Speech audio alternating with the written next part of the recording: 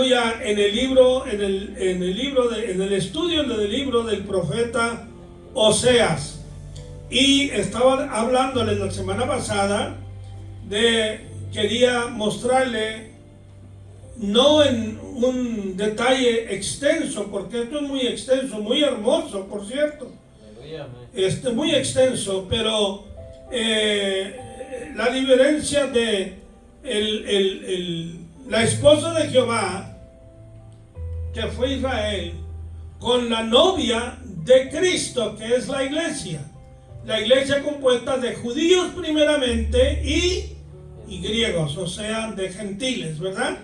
Allí la palabra griegos, al judío primeramente y también al griego, está hablando de todos los gentiles.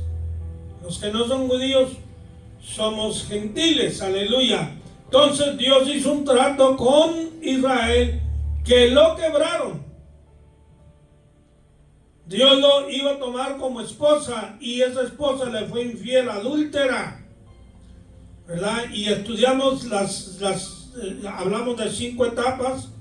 Primero el contrato matrimonial, que fue allí en el Sinaí, cuando Dios les presenta a Israel las condiciones.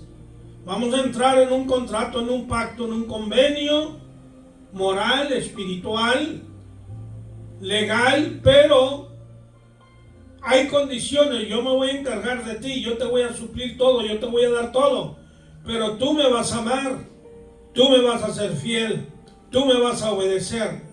Y estos requerimientos que Dios hace del pueblo es para beneficio del pueblo. ¿Ok? Para beneficio del pueblo. Honra a Dios. Glorifica a Dios la obediencia nuestra. Aleluya. Pero el mayor benefactor de esta obediencia, de este seguimiento a Dios, es el pueblo. ¿Por qué? Porque nosotros necesitamos a Dios para nuestra existencia. Dios no nos necesita a nosotros para existencia, para su existencia, porque Él no se muere, Él no se envejece, Él no tiene accidentes, a Él no le pega el cáncer, ni el COVID, ni nada de eso. A nosotros sí. Necesitamos su protección. El diablo no engaña a Dios, a nosotros sí nos engaña. Ok, luego vemos, ¿verdad?, el gran adulterio del pueblo, que cuando Dios está para entrar en un contrato con él, le piden a Aarón que les haga un becerro de oro, porque este Moisés lo tratan como un cualquiera, como un desconocido. Este Moisés no sabemos qué le haya pasado. Se subió allá a la montaña, ya está con Dios, y dónde está no sabemos. Y hace 40 días que se fue y no regresa. Bueno, entonces el pueblo adulterando espiritualmente, estamos hablando, ¿verdad? Entrando en una intimidad, relación espiritual con la idolatría egipcia, con la idolatría que ellos habían aprendido en Egipto, las costumbres egipcias. Salieron de Egipto, pero Egipto no salió de ellos. ¿Ok? Luego tenemos la separación. Dios los separa.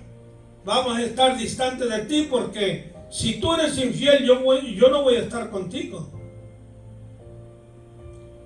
No voy a estar contigo. Ni una mujer quiere a un hombre infiel, ni el hombre quiere a una mujer infiel. En hecho, muchas veces, tanto la mujer como el hombre ha matado a su cónyuge, lo ha asesinado por la infidelidad, porque es una traición muy grande. Y alguien dice, pero ¿cómo es eso? Hermano, córtate un brazo a ver si no te duele. Córtate una pierna, va a doler, va a haber sangre, va a haber aflicción. Pues la misma cosa, somos un cuerpo con Cristo. Dios quería hacer de Israel su esposa. Cuando se separa viene el dolor. Ok, digo esto solamente porque quiero llegar, cuando lleguemos a Oseas, es un estudio muy bello, hermano. Aleluya. Muy bello, muy grande, muy hermoso, muy extenso. Vamos, para aplicarlo, el trato de Dios con Israel, tenemos que entender para aplicarlo a la iglesia, digo, tenemos que entender cuál es la diferencia, ¿verdad? Y qué cosas se aplican a la iglesia, qué cosas no se aplican a la iglesia. ¿Ok? Aleluya. Luego tenemos la otra etapa, hermanos, el divorcio. La cuarta etapa es el divorcio. Aleluya. Entonces, Dios dijo, ¿sabes qué? Así no podemos caminar. Yo me separo de ti. Muchos años estará el pueblo sin templo. ¿Recuerdan el templo que Salomón construyó? Vinieron los babilonios y arrasaron el templo. El templo era no solamente motivo de orgullo, porque era una obra arquitectónica extraordinaria, hermosa, bella, ¿verdad? Construida de una forma muy, muy exquisita, muy elegante, muy soberbia. Pero era también el centro de adoración para el pueblo. Allí adoraban. Aleluya. Y allí Dios estaba. En el arca del pacto que estaba en el lugar santísimo, allí Dios estaba, hermanos. ¿Ok? Bueno, el arca ahora somos nosotros. Cristo vino ahora a morar dentro de nosotros. Aleluya. No moró el Señor dentro de aquellos santos hombres. Los visitaba y se iba, pero nunca hizo de su cuerpo el templo, el tabernáculo de Dios. Una vez que vino Cristo, hizo de nuestro cuerpo, del creyente, judío y gentil, su tabernáculo, su habitación, su casa, su morada. Aleluya. Aleluya. Entonces, después de eso, de esa separación, de ese divorcio, de esa infidelidad y todo eso, viene ahora, hermano, el castigo. Allí lo estudiamos en Deuteronomio 28, ¿recuerdan? Estudien ese capítulo, Deuteronomio 28. Les dije, hay 14 versículos que hablan de bendición. Si el pueblo obedece a Dios, hay esta bendición. Hay salud, hay dinero, hay prosperidad, hay protección del enemigo. Para ti, para tus hijos, para tu descendencia, nadie te podrá vencer. Serás cabeza y no cola, serás líder, en otras palabras. Serás capitán, serás líder, un administrador de los bienes de Dios y no un esclavo, no uno que arrastran, como el perro que arrastra la cola. Tú no serás ese, tú serás líder. Dios hace de su pueblo, hermanos, líderes. Aleluya. Aleluya. Eso es lo que está pasando ahorita. Por eso esas megas iglesias, hermanos, han fracasado. Porque se creen líderes. No son líderes. Son cola. Llevados por el mundo, por el sistema secular, comercial, el sistema del entretenimiento, de la diversión. ¿Estás entendiendo, hermano? Eso es lo que pasa. Si fueran guiados por el Espíritu Santo, la llenura del Espíritu Santo, todo lo que hicieran prosperará. Y aunque seamos pocos, pero si somos guiados por el Espíritu Santo, las cadenas se van a caer. Óigame bien lo que le digo. Mire, este asunto de la guerra va a empeorar. Esto no va a mejorar. Nos van a atacar aquí en Estados Unidos, óigame bien. Aquí hay células de musulmanes que odian al país, que quieren destruir el país. La FBI anda detrás de ellos muy fuertemente, porque esas células están aquí. Y van a atacar los centros más grandes. Houston es uno de ellos. Porque aquí hay petróleo, mucho petróleo. Se atacan a Houston, el desastre es grande. Nueva York, el centro de todo el comercio de Estados Unidos. Los Ángeles, California, varias ciudades grandes allá, Miami. Nos van a atacar, hermanos. No les digo esto como que es que yo quiera, yo no quiero eso.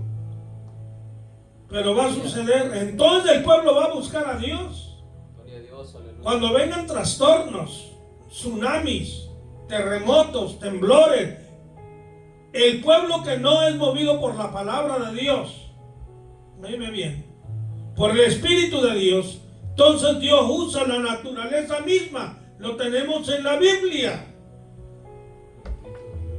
Dios usa la naturaleza para sacudir al hombre. Cuando el muchacho, la muchachita, niños tienen que ir a la escuela y no van y les habla el padre, la madre, levántate, levántate. Y ya es hora de levantarte, tienes que ir a la escuela y no quiere. Tienes que ir a sacudirlo. ¡Hey! ¿Te levantas o agarro el cinto y te levanto? Y es la manera que Dios tiene que tratar con nosotros también. Nos habla, nos exhorta, nos enseña, nos instruye en diferentes formas, a través de diferentes maneras. ¿Qué dice Hebreos? Dios habiendo hablado muchas veces y de muchas maneras a los padres por los profetas, ahora nos habla a través de su Hijo.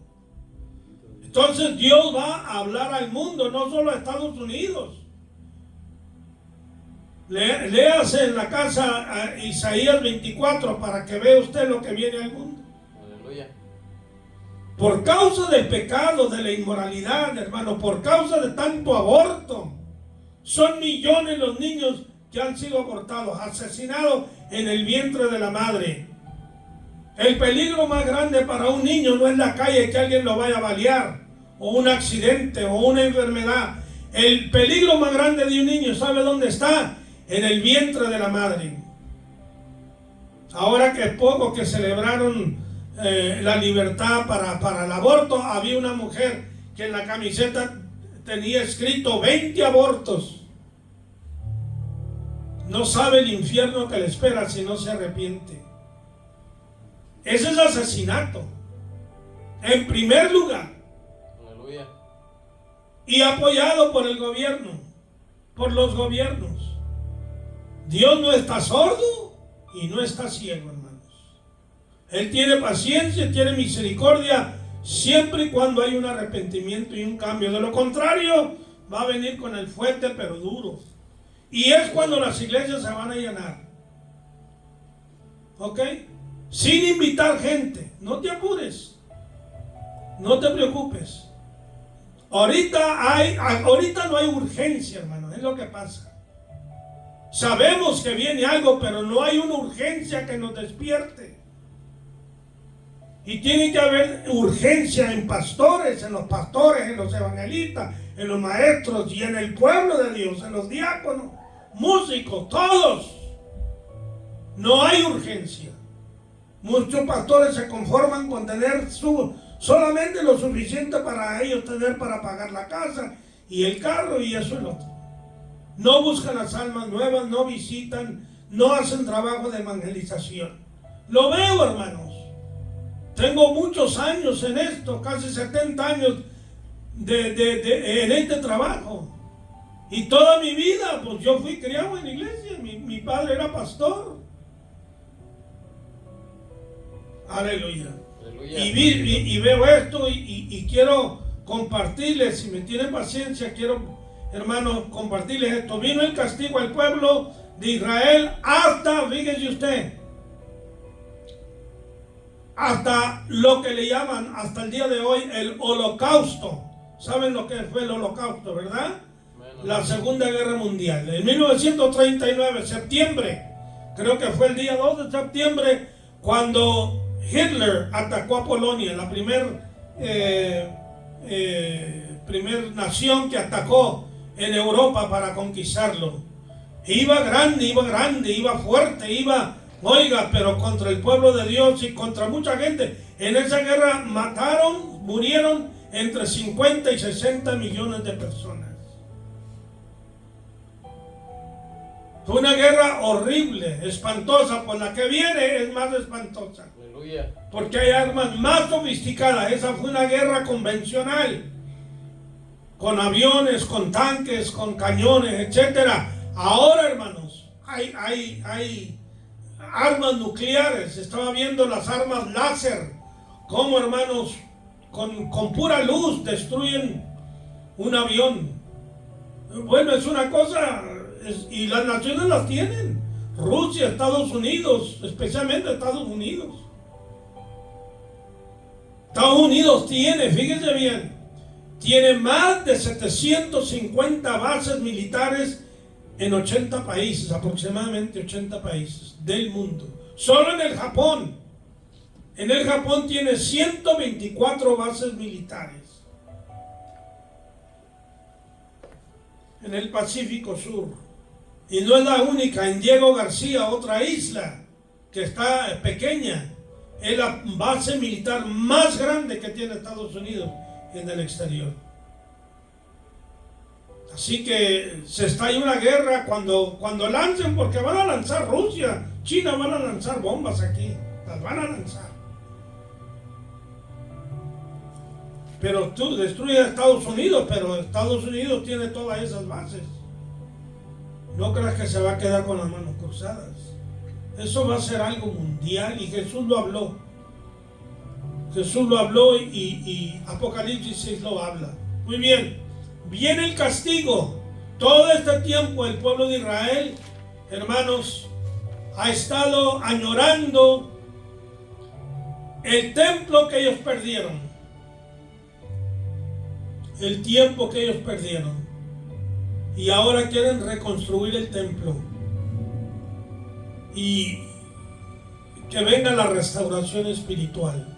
No sé si lo harán realmente. Yo creo que hay unos que sinceramente lo hacen por devoción, por acercamiento a Dios, etcétera. Otros lo harán por un celo nacionalista, motivación de orgullo, etcétera. No sé, pero eso viene.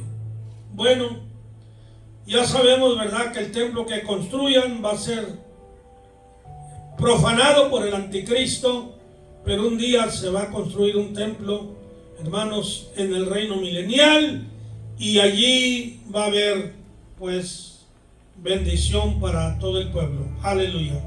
Ok, entonces la iglesia, rápidamente, esto no se va a llevar tanto tiempo. Aleluya. La novia es la novia del Mesías, o la novia de Cristo, ¿verdad? Estamos hablando de Cristo, el Mesías.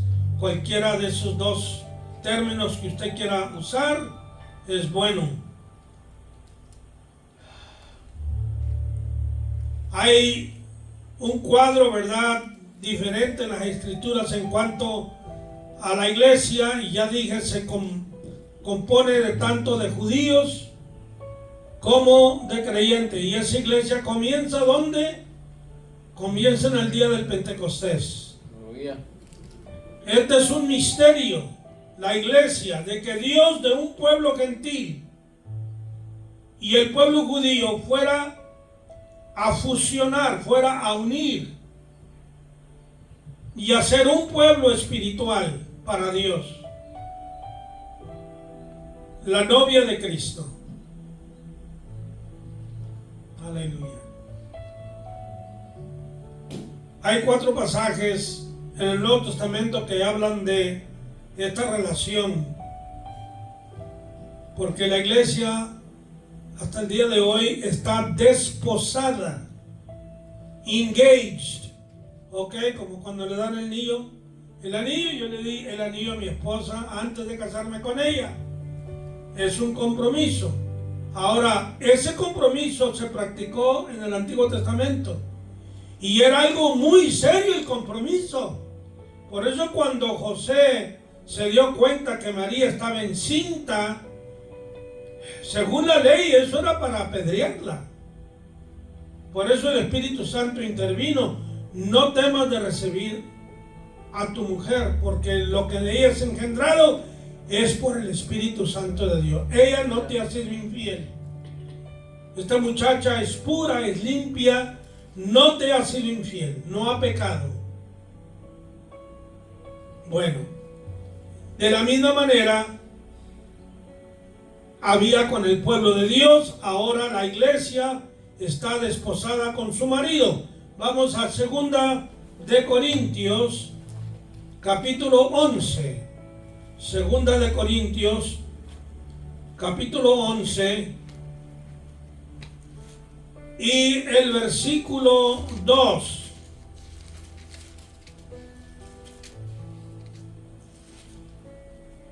Dice así, 2 de Corintios 11, 2. Os alabo, hermanos, porque en todo os acordáis de mí y retenéis las instrucciones tal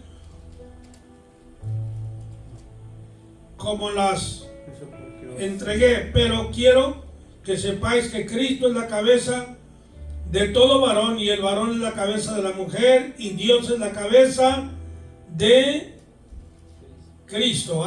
Yo estoy en primera, perdone. Esto me sacó de quicio un poquito. Ok. 2 de Corintios, yo estaba en 1 de Corintios.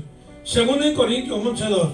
Porque os celo con celo de Dios, pues os he desposado con un solo esposo, para presentaros como una virgen pura a Cristo Jesús. A Pablo se le entregó un encargo, una responsabilidad ineludible con la iglesia gentil. Recordemos que a Pedro se le dio el ministerio para los judíos, y a Pablo yo pensaría que sería a la inversa, ¿verdad?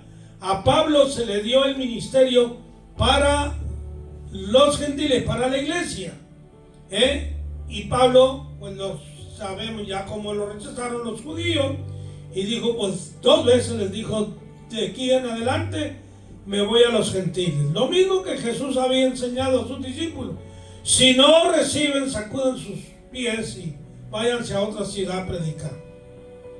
No todos te van a recibir, hermano. ¿Ok?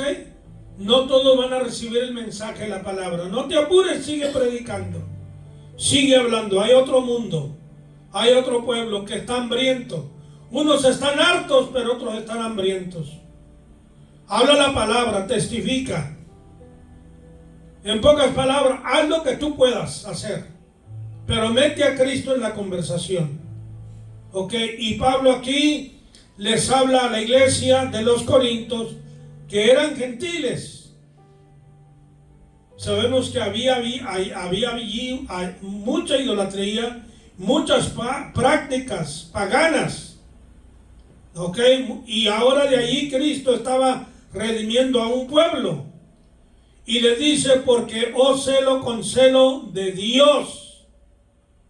Recordemos que en la primera carta Él los exhorta fuertemente, porque había pecado dentro de la iglesia. Había un mugrero ahí en la iglesia. En la Santa Cena, en el matrimonio, en todo. Había, ¿verdad?, un despapayo. Pablo dice, no olvídense. Así no van a servir a Cristo. Cristo está enojado con ustedes, disgustado, celoso. Ahora yo soy el encargado de parte de Dios para presentarlos a Cristo limpios. Yo tengo que darles el mensaje, lo que Pablo está encerrando. Darles la palabra de cómo santificar vuestras vidas, cómo purificarlas, cómo limpiar vuestras vidas, para que no estéis contaminados. ¿Por qué? Porque ustedes son la novia de Cristo Jesús. ¿Ok? Y luego vamos al asunto de la santificación. Otra etapa, vamos a Efesios capítulo 5. Ahorita los dejo hablar, hermano. Ahorita me comentan, me dan su versión, su ayuda. Efesios 5, versículo 25, aleluya, en adelante hasta el 27, dice así: maridos, amad a vuestras mujeres, así como Cristo amó a la iglesia y se entregó a sí mismo por ella. ¿Para qué? Para santificarla, habiéndola purificado en el lavamiento del agua por la palabra. Déjeme pararme ahí tantito. Hay hombres que se casan con una mujer solamente porque tiene un rostro y un cuerpo bonito, pero no hay amor. Lo que quieren es su cuerpo. Esos matrimonios son muy duros. A veces terminan en divorcios porque no hay amor. Cuando hay amor, el hombre se enamora de una mujer, no le importa cómo se vea. Hay hombres que se casan con unas mujeres gordísimas y hay otras que parecen unos esqueletos. Pero pues es la mujer que me gusta, ¿y qué? Se casa con una mujer joven y otras con unas viejitas. Yo los he visto. Digo, bueno, pero ¿qué le ve a esa mujer? Pero, pues, ¿qué me importa a mí? No es mi negocio. Él se va a casar con ella. Yo tengo un hijo que está viviendo con una mujer que, ay, Dios mío. Si Drácula lo ve, sale corriendo, hermano. Y no se lo digo por chiste, se lo digo de verdad.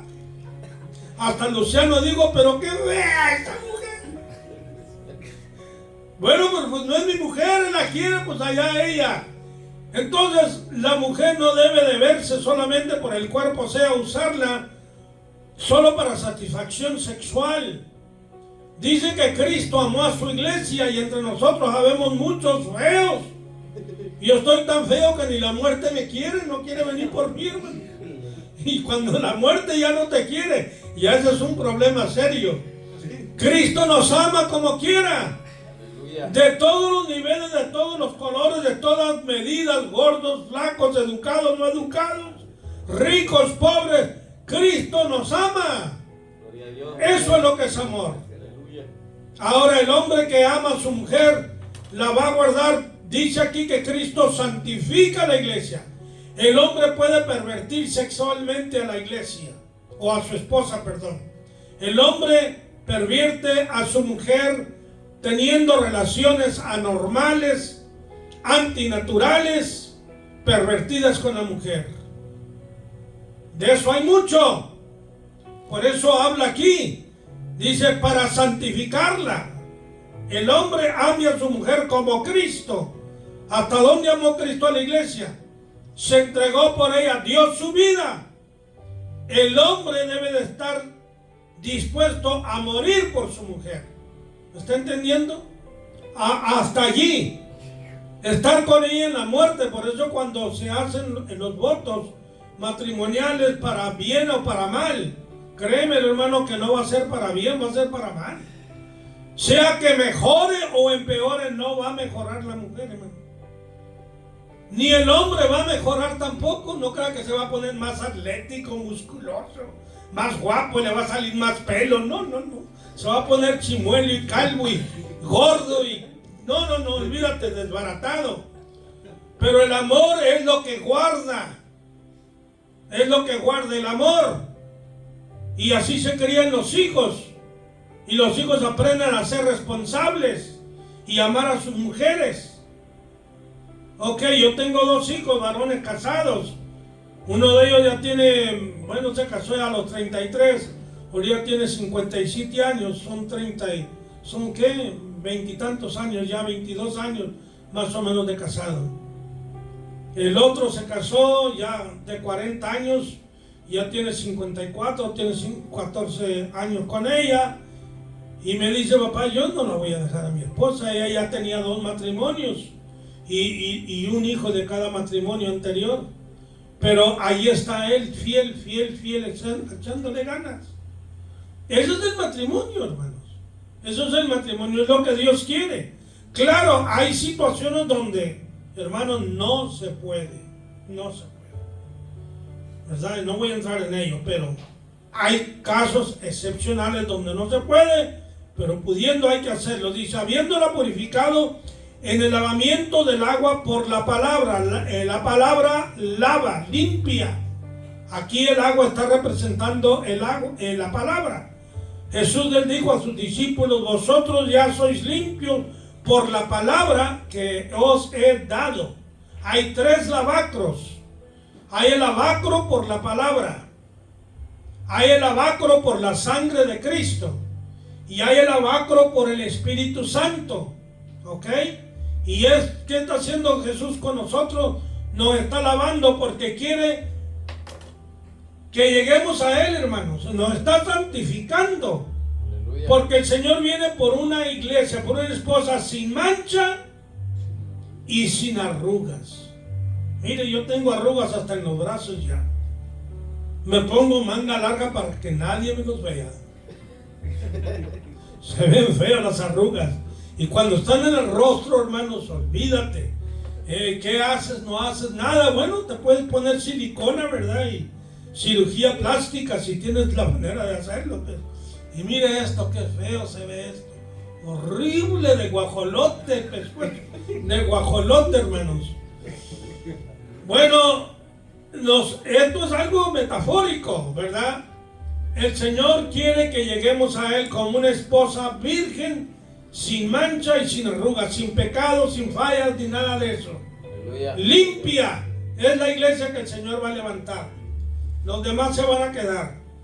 Dice así. Así también los maridos deben amar a sus mujeres como a sus mismos cuerpos. El que ama a su mujer a sí mismo se ama, porque nadie aborreció jamás a su propia carne, sino que la sustenta y la cuida, como también Cristo a la iglesia. Cristo tiene cuidado de la iglesia. ¿Ok?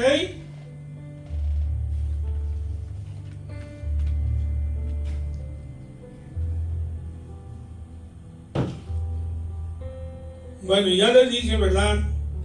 Les voy a dar nomás unas citas, cómo la iglesia es santificada. Aquí habla que por la palabra, y ya les di la cita, lo que Jesús dijo a sus discípulos: vosotros sois limpios por la palabra que os he hablado. Ahí está en Juan 15:2 y 17:17. Juan, el Evangelio de Juan 15:2 y el capítulo 17 y 17. Hay otras más citas. Primera de Timoteo 4:5 y Primera de Pedro 2:22 y 23.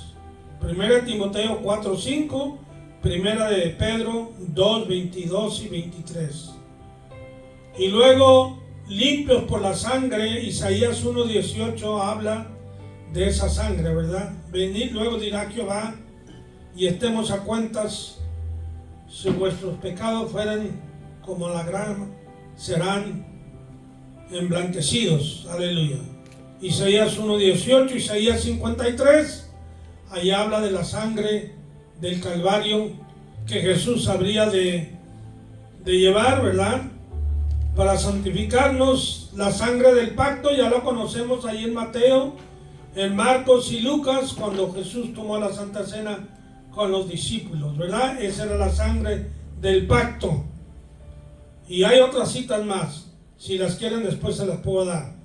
Y luego la santificación por, más bien el lavacro por el Espíritu Santo, en 1 Corintios 6:11, déjame leer eso rápido. 1 Corintios 6:11 dice: y esto erais algunos, mas ya habéis sido lavados, ya habéis sido santificados, ya habéis sido justificados en el nombre del Señor Jesús y por el Espíritu de nuestro Dios, por el Espíritu Santo de nuestro Dios. Aleluya. Trabajando conjuntamente Jesús y el Espíritu Santo nos ha lavado, nos ha santificado, nos ha justificado en el nombre de Cristo. Amén. Muy bien, ok. Hasta allí eso, ¿verdad? Sobre la iglesia. Hay mucho que podemos hablar de la iglesia, olvídense.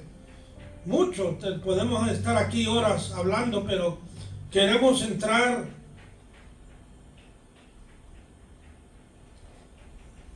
al libro de Oseas. Hay comentarios, hermano, comentario. Digan algo.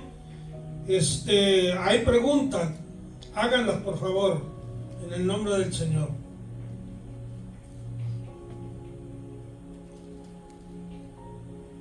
¿Qué significa el nombre Oseas?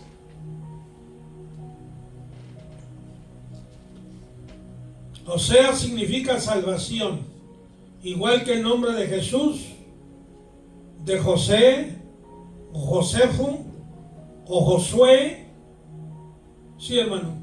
No, antes de entrar ahí, nomás quería comentar, ¿verdad? En cuanto a lo que estamos hablando, de que habló el domingo pasado de lo que es Israel, de la iglesia, ¿verdad? Que muchos creen, ¿verdad? Hay una doctrina o en lo que algunos grupos, ¿verdad? Que creen que como que la iglesia ya quedó, Israel ya quedó relegado y que la iglesia reemplazó a Israel, ¿verdad? Y bíblicamente no vemos de esa manera, ¿verdad? Que no, como que hay una diferencia entre lo que es Israel y lo que es la iglesia, como Dios ha venido obra de una manera con Israel y de otra manera con la iglesia, ¿no? Entonces, yo lo veo así, ¿verdad? No, es bíblico. Capítulo 9, 10 y 11, especialmente el capítulo 11 de Romanos. Allí nos da esa enseñanza, esa doctrina que tú dices.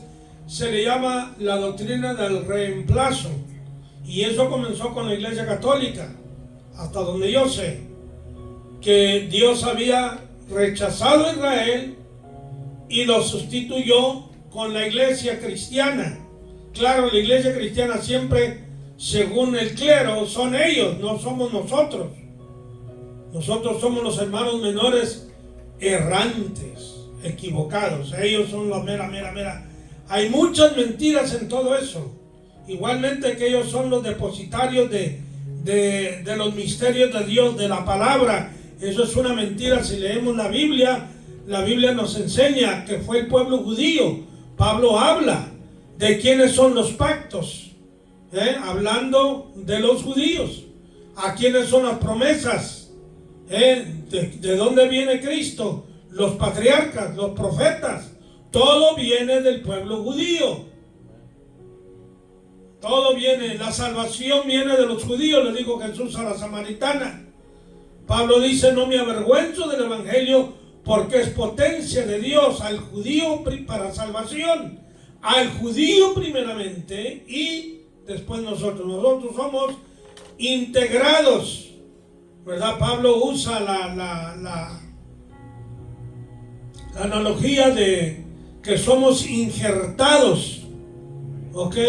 Injertados. Yo trabajé un poquito en eso allá cuando estaba joven en Arizona. Cómo injertan una planta con la otra.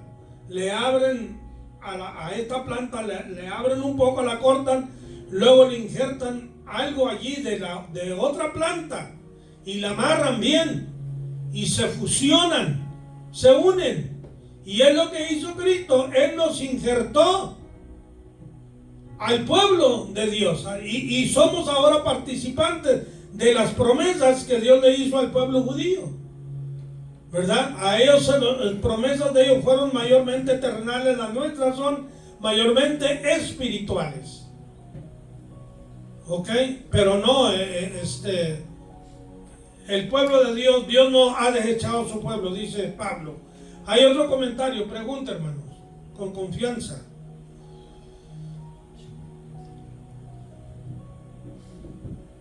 Muy bien. Oseas es un considerado, no sé por qué, un profeta menor, porque según se cree la longitud de las obras comparadas con las profecías de Isaías, Jeremías, Ezequiel, cuyos libros tienen 50, 60 capítulos. Pero Daniel también es considerado como profeta mayor, ¿verdad? Y tiene solo 12 capítulos. Posiblemente los capítulos suyos son más largos que los de Oseas. No los he comparado. Sin embargo, Oseas tiene 13 capítulos, ¿verdad? Y bueno, ya es una cosa secundaria si es un profeta mayor o menor. Las profecías de Oseas son muy impactantes, muy poderosas. Y este hombre, hermanos, Oseas habló tanto al reino del norte, ¿verdad? A las 10 tribus de Israel, como a las 2 tribus del sur, Judá y Benjamín. Ok, sabemos que a las tribus de Israel también se le llama Efraín, ¿verdad? por ejemplo, más adelante aquí en Oseas dice, cuando Efraín era muchacho yo lo amé. Está hablando de Israel. Israel porque era una tribu grande, no sé si sería la más grande, yo creo que Judá es la más grande, no sé, pero era una tribu grande y Dios se refiere muchas veces a Israel con el nombre de Efraín. Y hubo varios reyes a los cuales ellos tuvieron que hablar. El ministerio de Oseas duró ¿qué? 45 años, hermano. Del año 755 al año 710, según lo que está aquí escrito. Y bajo los reinados de Usías, de Jotam y de Ezequías, de Acaz y de Ezequías. Sabemos que los primeros tres, Usías, Jotam y Acaz, fueron reyes malos. Se paganizaron, se idolatraron. Ezequías fue el hombre que trajo reformas y cambios a Israel, ¿verdad? Reformas espirituales. Y luego también profetizó en Judá cuando estaban allí Jeroboam e Israel, otro rey. Entonces el ministerio de Oseas fue extenso, fue prolongado y fue tanto, como dije, a las tribus del norte como a las tribus del sur. Fue contemporáneo de Isaías y creo que de Miqueas, grandes profetas de Dios.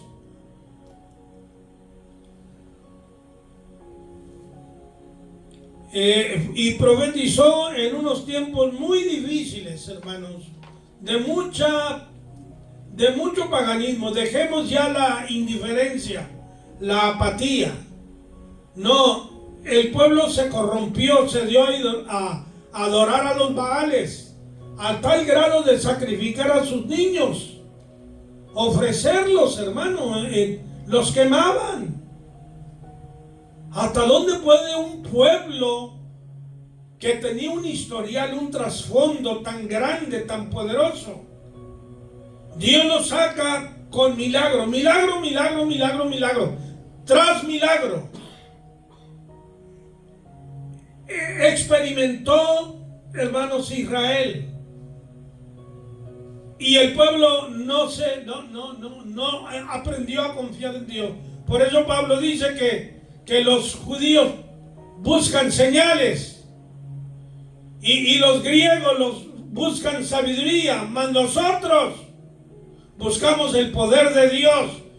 Yo fui a vosotros, ¿verdad? No con palabras persuasivas de humana sabiduría, sino con demostración del Espíritu de Dios. Cosa que ahora no hay en las iglesias, demostración del Espíritu de Dios. Eso es lo que necesitamos. Cuando los ciegos vean, los paralíticos caminen, los enfermos de veras sanen, usted va a ver las iglesias llenas. La iglesia se le tiene que dar lo que necesita espiritualmente y dejarnos de juego. El café y las donuts no van a mantener al pueblo en la iglesia. El mensaje de la prosperidad da más y da más. Eso lo mantiene a la gente por un tiempo. Por un tiempo, la entretiene, se cree, hermanos, pero al fin se desilusiona y deja de venir a la iglesia. Lo que sostiene al pueblo es precisamente el Espíritu Santo de Dios. Muy bien, aleluya. En el primer capítulo dice, palabra de Jehová que vino a Oseas. Esta expresión, palabra de Jehová, lo vamos a ver en casi todos los profetas menores. ¿Ok? Palabra de Jehová. Ezequiel dice, vino a mí palabra de Jehová diciendo. Esa es la expresión que usa Ezequiel. Vino a mí palabra de Jehová diciendo, hijo del hombre, etc. Y luego da el mensaje poderoso. Esta no es palabra, dice Pedro, el apóstol Pedro, que los siervos de Dios hablaron siendo inspirados. ¿Por qué? por el Espíritu Santo de Dios. No hablaron de por sí. Vino palabra de Dios a ellos. Estos hombres tuvieron no solo el don de la profecía, tuvieron el oficio de profetas y hablaron la palabra a existencia. Nosotros hablamos la palabra que ya está escrita, que ellos, Dios les dio a ellos, y de ahí extraemos la enseñanza, la doctrina que predicamos, que enseñamos. Pero a estos hombres fueron los originales y como a ellos no va a haber otros. ¿Ok? No va a haber otros. Dios habla hoy en día en señales, Dios habla audiblemente, Dios habla en sueños, Dios habla en visiones, sí. Pero sobre todo, agarre la palabra de Dios. No agarre las profecías. No se vaya tras los profetas, váyase tras la palabra de Dios. Sí, alguna profecía aquí y allá nos ayuda, nos ilumina, nos actualiza de cómo Dios está obrando. Yo oigo profecías, no me malentienda, pero siempre comparo. Es aquello bíblico. ¿Dónde está eso en la Biblia? Si contradice la Biblia, no lo voy a aceptar. No lo voy a aceptar. ¿Tú malentendiste la palabra o te la dio como, verdad, los mormones, Moroni, el ángel Moroni, o como Mahoma, se lo dio un ángel? Por eso Pablo dice, si yo, un ángel del cielo, viene y trae otro evangelio, sea maldito, sea anatema. Aleluya. Vino palabra de Jehová que vino a Oseas, hijo de Berí. No se sabe mucho de Oseas, no se conoce mucho, solamente lo poco que habla aquí. En días de Usías, Jotam y Acaz y Ezequías, reyes de Judá, y en días de Jeroboam, hijo de Joás, rey de Israel. Cuando el pueblo está hundido en tinieblas espirituales, cuando hay una crisis abismal, cuando el pueblo está para caer en un precipicio, entonces Dios en su misericordia sacrifica a sus siervos a hacer cosas increíbles para despertar al pueblo. Todos los profetas, usted lee aquí, todos los profetas, dice ahí en adelante, lo que ellos atravesaron, lo que ellos pasaron. No fue nada fácil. Y por eso allá en Hebreos 11, cuando habla de los héroes de la fe, menciona a algunos de estos hombres. Y dice que el mundo no era digno de ellos. El mundo no era digno de ellos. Estos hombres eran más grandes que el resto de todo el mundo. Aleluya. Dieron la palabra de Dios con convicción, sacrificaron sus vidas, su honor, su dignidad, sus familias, por dar la palabra limpia y pura, sin adulterar la palabra de Dios. Cualquiera puede sacar, hermanos, cosas de la Biblia y hacer su propia historia y presentar la Biblia en una forma muy atractiva. Pero Jesús no se equivocó cuando dijo, el que quiera seguir en pos de mí, niéguese a sí mismo. ¿En cambio de qué? Tome su cruz. ¿En cambio de qué voy a tomar la cruz? En cambio a la vida eterna. No me importa lo que tenga que atravesar.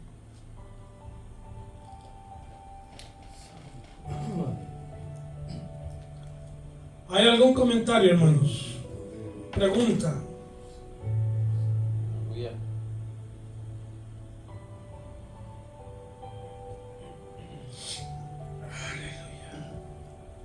Cronológicamente yo sé que cada uno tiene en sus Biblias, hermano, una cronología un poquito diferente. Y bueno, quiere decir que son fechas aproximadas. Sí. aquí el precio que tuvo que pagar este profeta fue muy alto y es el precio del llamado. Cuando Dios lo llama a uno a desarrollar un ministerio, hay un precio muy alto que pagar y que la comunidad, la gente, la sociedad, aún el pueblo de Dios no lo entiende, como en el caso de Oseas. Se cree, ¿verdad?, que la división del reino, después de la muerte de Salomón, le sucedió su hijo Roboam, y en esos días fue cuando se dividió el reino de Israel, 10 tribus al norte, cuya capital era Samaria, y 2 tribus quedaron en el sur, la de Benjamín y Judá, llamado el reino del sur, cuya capital era Jerusalén. Se cree que sucedió aproximadamente en el año 930, ¿verdad?, antes de Cristo. Ahora, si vamos a quitarle aproximadamente 200 años, eso nos va a llevar a la fecha en que este profeta profetizó en el reino del norte, donde estaban las 10 tribus, cuya capital era Samaria. Se cree que él comenzó a profetizar en el año 760 y que estuvo desarrollando su ministerio aproximadamente 38 años, porque ya en el año 722, que serían unos pocos años antes de que los asirios vinieran e invadieran al reino de Israel, en el año 722. Quiere decir que Oseas profetizó unos pocos años antes de que Israel, el reino del norte, fuera llevado cautivo por los asirios. Esto nos lleva entonces que si el ministerio de Oseas duró aproximadamente 38 años y que se desarrolló desde el año 760 antes de Jesucristo y que fue aproximadamente 38 años, unos 4 o 5 años antes de que Israel fuera llevado cautivo, Oseas fue llamado a hacer algo que va en contra de los principios del mundo, la ética del mundo, en contra también de nuestra voluntad, porque más adelante vamos a mirar que es increíble cómo Dios trabaja y actúa, y a veces nos manda a hacer cosas que ni siquiera han pasado por nuestra cabeza y que son ajenas a nuestra voluntad. Y ahí se cumple lo que dice, que los pensamientos de Dios no son iguales a los de nosotros, y que Él lleva a cabo planes tan misteriosos que no los vamos a entender. ¿Por qué yo, Señor? ¿Por qué me llamas a hacer algo que tú sabes que no es correcto según la sociedad? Pero pues tú eres Dios, eres soberano y tú vas a hacer lo que tú quieras, y me has tomado a mí como un instrumento para ilustrar una relación espiritual a través de una relación carnal, que al profeta se le llama a que vaya a buscar, por así decirlo, a una mujer de la calle. Es como hoy en día, que Dios le hable a un evangelista, a un pastor, a un maestro, a un ministro, y vete a buscar por mujer a una prostituta. Eso diríamos nosotros que es el diablo, ¿verdad? Que son los demonios. Pero en el caso de Oseas, él no lo entendió así. Él conocía a Dios y sabía que cuando Dios le hablaba, ¿verdad?, no era el diablo ni los demonios, era Dios. Porque dice, vino palabra de Dios a Oseas. Y Oseas, como profeta, él conocía cuando era Dios y cuando no era Dios, ¿verdad? Pero lo increíble aquí es que Dios lo llama a hacer algo que, pues, hermano, es una locura para nosotros, ¿verdad? Y el evangelio, eso es una locura, ¿verdad?, para los que se pierden. Pero en este caso de este profeta está increíble, que cualquiera de nosotros que viniera una palabra de Dios a que hagamos algo loco, ¿verdad?, para nosotros, y diríamos, no, este no es Dios, este es el diablo, este es un demonio, ¿verdad? No creo que eso venga de Dios. Pero la realidad, cuando conocemos la voz de Dios y que Él nos llama a hacer algo, pues aunque no tenga sentido ni lógica ni razonamiento para uno ¿verdad? Decir, bueno, pues, ¿por qué, Señor, me llamas a hacer esto, verdad? Es como a Jonás, que lo llaman a ir allá a predicarles a los asirios, hermano, los enemigos de Israel. Es como Dios le habló, ¿verdad? A ciertos predicadores que fueran a barrios de pandilleros a predicar la palabra, que ahí iba a ser una muerte segura. Bueno, estoy dando estos ejemplos, hermano, porque Dios habla y nos ordena hacer cosas que siempre van en contra de la lógica, de lo normal, lo natural, en contra de nuestra voluntad. Y uno dice, Señor, pero ¿por qué me mandas a hacer esto? Yo creo que Dios dice, tú solamente haz lo que te digo y ya. Tú eres mi siervo, yo soy Dios. Yo sé lo que estoy haciendo. ¿Acaso?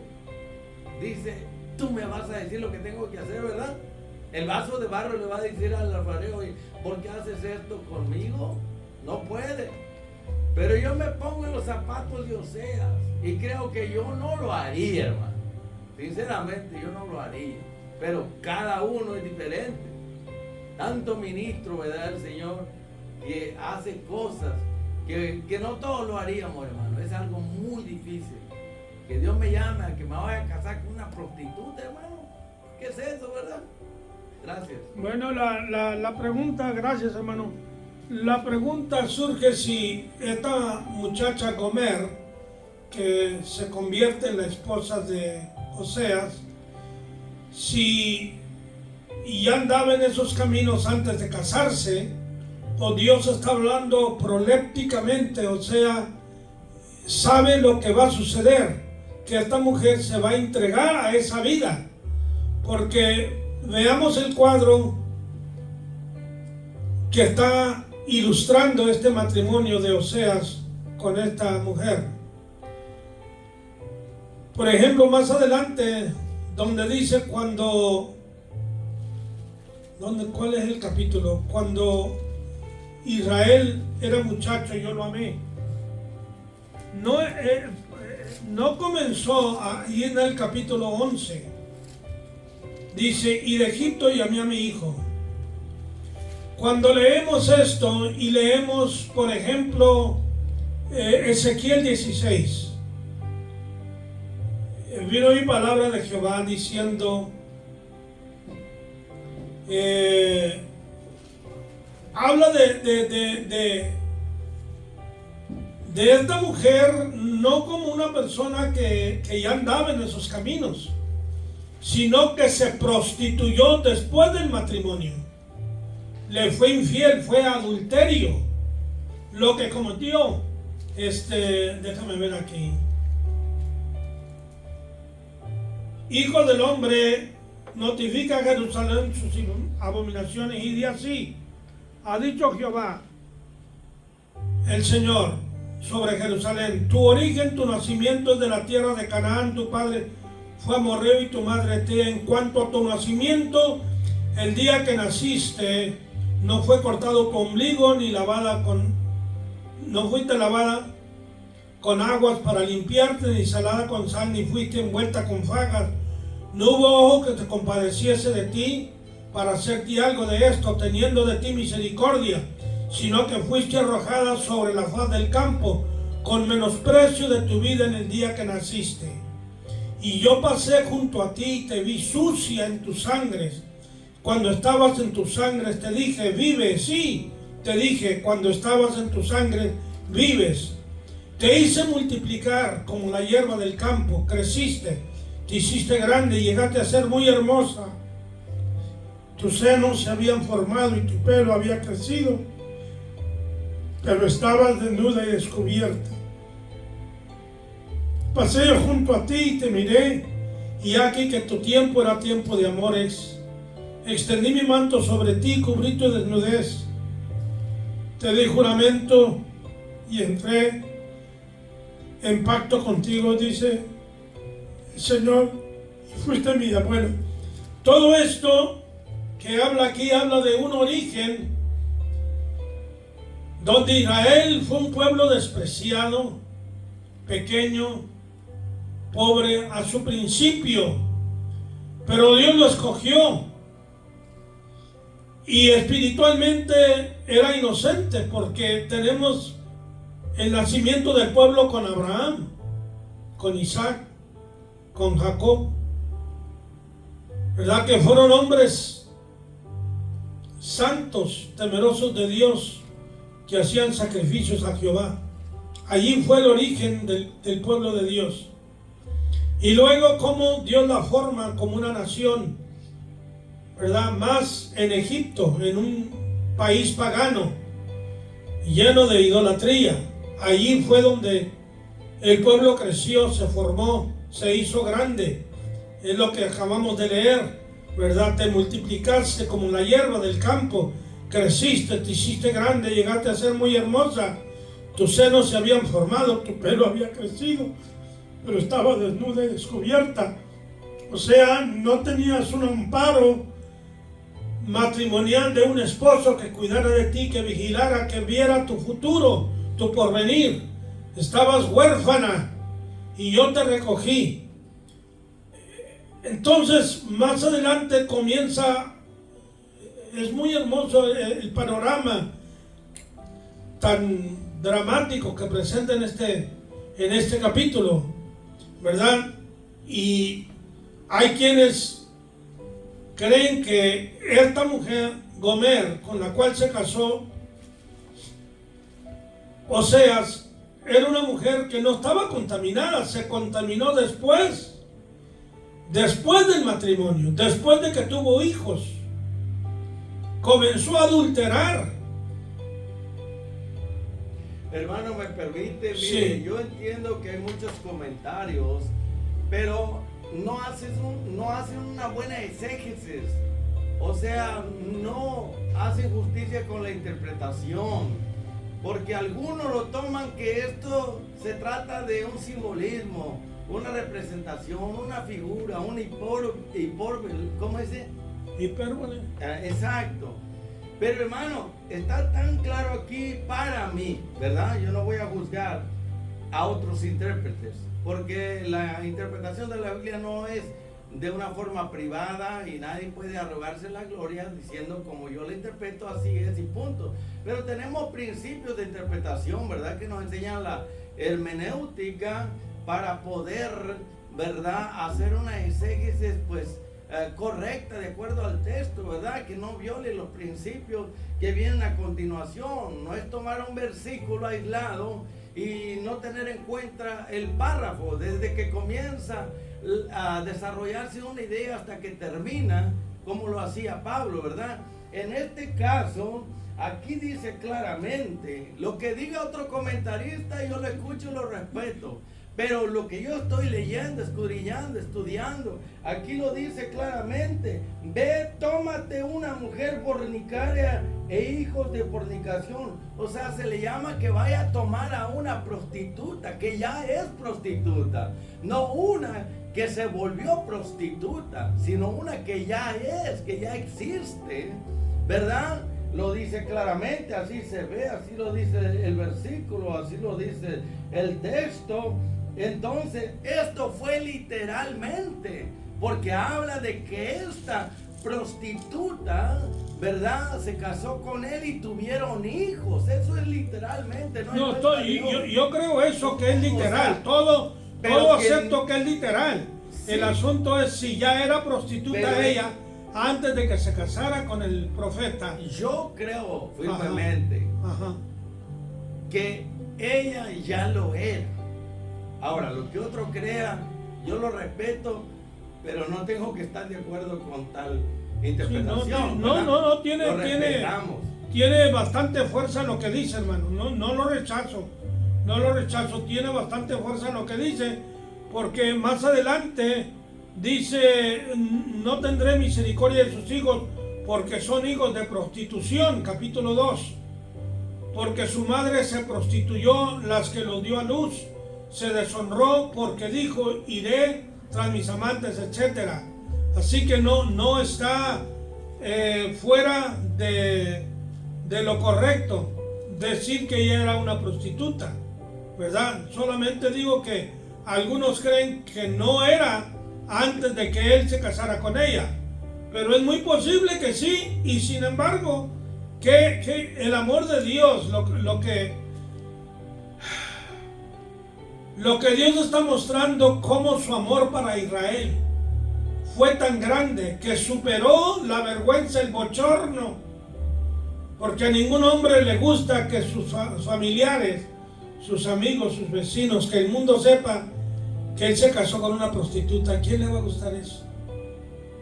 Socialmente hablando, es lo más vergonzoso que puede haber. Y sin embargo, el profeta lo hace por obedecer la palabra de Dios, ilustrando así cómo Dios fue a buscar a Israel, porque dice: si un hombre deja a su mujer y la vuelve a recoger, no será tenida aquella tierra por contaminada. Tú vuélvete a mí, yo te recojo, yo te perdono. Qué tremendo, ¿verdad? Es un amor que no se entiende porque es un amor ágape, infinito, divino. Como por ejemplo nosotros, que de lo vil y menospreciado, de lo que no era Dios, ¿verdad? Nos ve, dice: ¿qué es el hombre para que te acuerdes de él y tengas misericordia de él y pienses en él, ¿verdad? Y dice: Dios muestra su amor para con nosotros, en que siendo malos y pecadores, aún así Cristo vino a morir por nosotros. O sea, claro, está aquí que, pues, o sea, está representando, por así decirlo, el carácter amoroso de Dios. Amén. Que su amor, ¿verdad?, lo lleva a amar a aquel o aquella que no lo merece. Y hoy en día estamos mirando y seguimos mirando que Dios salva a las lesbianas, salva a los homosexuales, salva al prostituto, la prostituta, sigue obrando de esa manera. Aquí miramos que, pues, o sea, representa, por así decirlo, la personalidad de Dios en el sentido del carácter amoroso, que Dios, como hemos dicho, no nos mira por lo que somos ahora, en este momento, malos pecadores, sino lo que podemos llegar a después de la transformación que hace su amor en nosotros. Es bastante difícil entender el amor de Dios. Señor, mira lo que ellos han hecho. Por eso Jonás no quería ir a Nínive. Oye, mira lo que hacen con tu pueblo. Vienen, lo invaden, lo arruinan, son nuestros peores enemigos. Y tú quieres que les vaya a predicar. No, Señor, ¿qué te pasa? O sea, no entendemos, no es fácil para la mente humana entender y comprender el amor de Dios. Y decimos: no, esta persona merece el infierno. Mira lo que ha hecho. Ha matado a tantos, ha destruido, es un terrorista, es un líder de un cartel que ha hecho tanto mal. Y bueno, comenzamos a cuestionar a Dios, sí, como que si su amor estuviera limitado. Es algo que nosotros no podemos juzgar, ¿verdad?, de acuerdo a una justicia perfecta, ni podemos amar como Dios. Yo le amo porque Él me amó primero, pero yo digo: no, Señor, si yo fuera Dios, ya hubiera pasado como Sodoma y Gomorra, ya no se hubiera acabado. Como Pedro y Santiago, que rechazaron a Jesús, no quisieron que entrara a ese lugar, y la gente, pues, ¿verdad?, le puso un paro ahí a ellos. Ellos se enojaron, dijeron: Señor, ¿quieres que hagamos como hizo Elías, que descienda fuego y los consuma? Hermano, pues es la forma humana de pensar, pero el amor de Dios es tan grande que dice: bueno, ¿cómo es que perdonó este sinvergüenza, este hijo del diablo, este satanista, esta bruja, este hechicero? ¿Cómo es que Dios perdona a ese tipo de gente? Uno se queda sorprendido con ese amor. Como Saulo de Tarso, un asesino, un perseguidor. Y yo no lo entendía, ahora lo entiendo. Digo, si Dios mata al pecador, no gana nada. Pero si lo perdona, lo cambia, lo transforma, lo puede usar como un instrumento de amor para ganar a miles. Dios siempre va a ganar más con su amor que con su juicio de destrucción. Tremendo, tremendo. ¿Tenía pregunta, hermana? Un comentario, hermano. Y bueno, a mí lo que me sorprende de aquí es de que como Dios le dijo directamente a Oseas, ve, era una orden, Oh, sí. no había opción Sí. de elegir ni de escoger, era una orden que le estaba diciendo, ve y tómate una mujer fornicaria. Ahora, yo como mujer, yo me imagino que no fue uno ni dos hombres los que pasaron por esta mujer. Sí. Aproximadamente, para que se dijera una mujer fornicaria es porque pasaron muchos hombres antes de que se casara Oseas con ella. Para que se dijera una palabra de que es una palabra fornicaria es porque muchos hombres estuvieron con ella. No uno, ni dos, ni tres, ni fueron demasiados. Por eso, para que Dios tomara esa decisión de decir, ve y tómate, yo me imagino que Dios ya estaba harto, cansado, harto de llegar hasta el extremo y decir, no, ve y tómate. Y quiero que hagas entender al pueblo de Israel lo que está haciendo. Bueno, eso es lo que yo entiendo. Poderoso mensaje. Y la samaritana, hermano, que tuvo 5 maridos y el que tenía era el número 6, no era su marido. Y Jesús va y le habla del amor de Dios. ¡Qué tremendo! Cualquiera de nosotros decía, no hombre, pues esta es una mujer ya que no tiene solución, ¿no? 5 maridos ha tenido y el que ahora tiene no es el número 6. Y así Jesús está hablando del amor de Dios, como diciendo todavía hay esperanza para ella. ¡Wow! Pero lo que indica, hermano, es de que antes ya se había metido con hombres, pero antes y después de que se casó con Oseas. ¿Cómo? Pero aquí lo que muestra aquí es de que la mujer se metió con hombres antes de estar con Oseas, pero también después Oh, sí. de estar con Oseas. Sí, sí. Porque está diciendo que sus hijos eran hijos de fornicarios. O sea, está tremendo. Estaba viciada en eso, ese era el estilo de vida de ella, Sí, ¿verdad? Ese es su estilo de vida, su hábito. su hábito. Su sí. hábito ya lo tenía ya bien arraigado en ella, ya era una adicción bien arraigada que ya no podía, que ya era su hábitat prácticamente, ya era parte de ella, su naturaleza puede ser, ¿no? Está tremendo este mensaje. Sí, hermano. Yo no lo comprendo el amor de Dios. No lo comprendo. Por eso el apóstol Pablo habla, dice que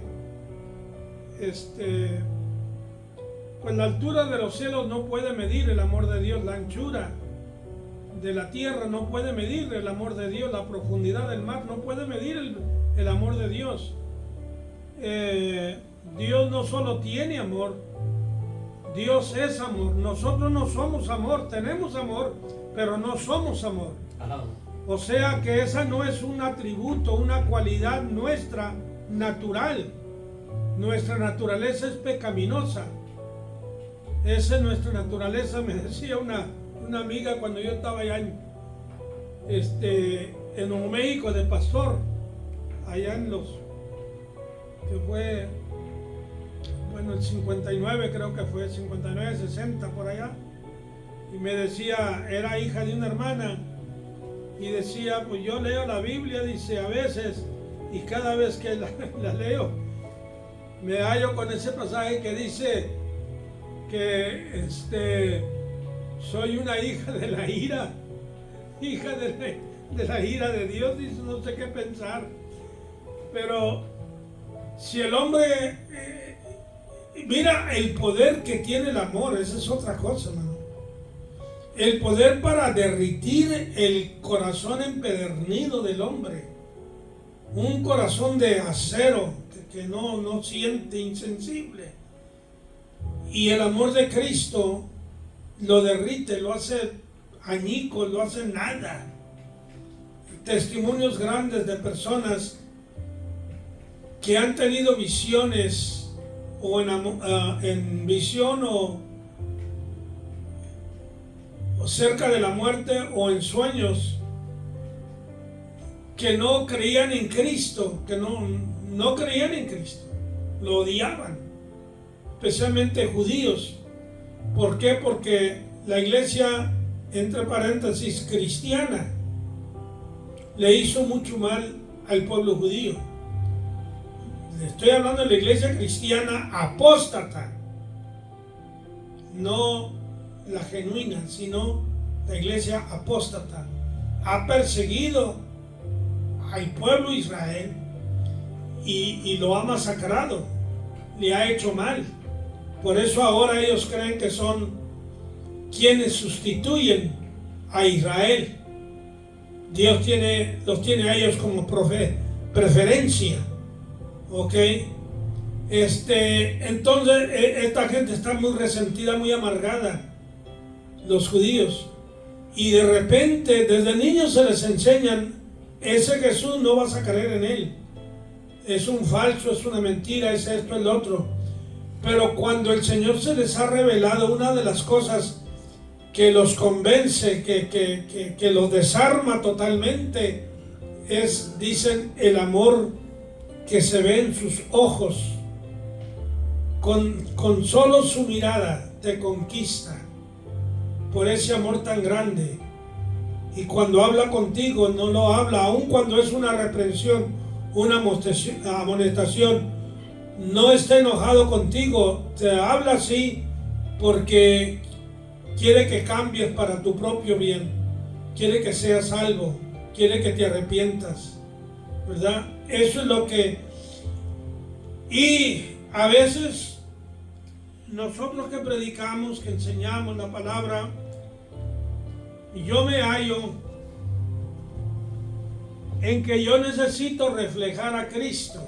Nosotros todos, todo cristiano debe de reflejar a Cristo, porque somos la luz del mundo, la sal de la tierra.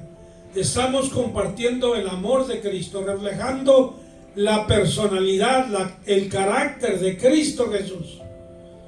Tenemos que reflejarlo. ¿Y cómo se refleja? ¿Cómo se hace notar esto? Por nuestras palabras y nuestras acciones.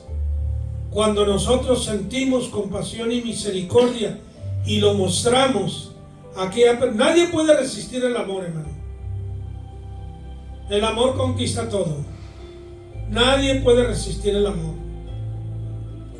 Bueno, gracias mis hermanos. Gracias por su tiempo, por su paciencia conmigo, por estarme aguantando, ¿verdad? Perdonen, ¿verdad? Mis fallas, mis errores. Aleluya. Les amo.